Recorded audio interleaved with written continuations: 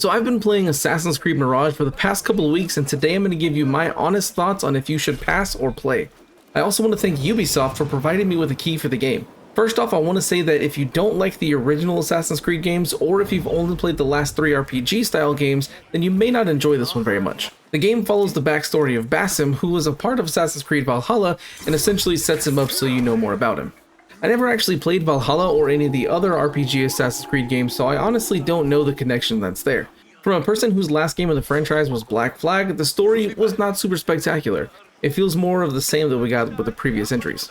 As far as the gameplay, I do enjoy it, as stealth games are some of my favorite to play, but it does get old fast. Even though the map is a decent size, you end up visiting the same locations multiple times for different missions.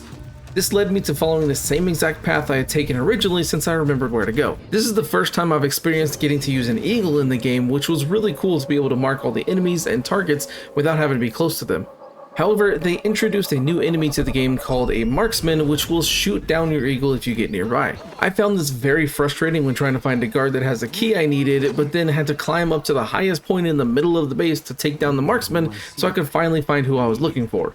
It was just an extra unnecessary task that didn't really add anything to the game. The combat is okay and not as fun as some of the older games, and honestly in those all I did was counter and instant kill the enemies when I wasn't being stealthy.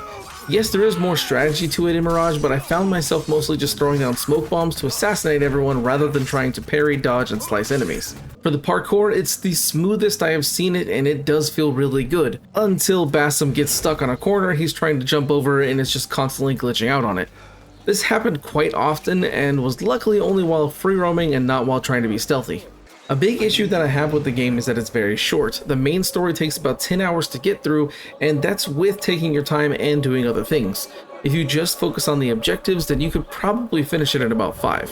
What's disappointing about this is that the original Assassin's Creed game took around 15 hours to complete, with every game after it being even longer. I would recommend playing this only if you are a die-hard Assassin's Creed fan or you're a big fan of stealth games. For those that don't like the games before Origins or are just jumping into the franchise for the first time, I would pass on it, as there is not a ton of content and previous entries in the series make much better use of the time you spend with them. If you enjoyed this video, make sure to like, subscribe, and click the bell for notifications. Thanks for watching. See you next time.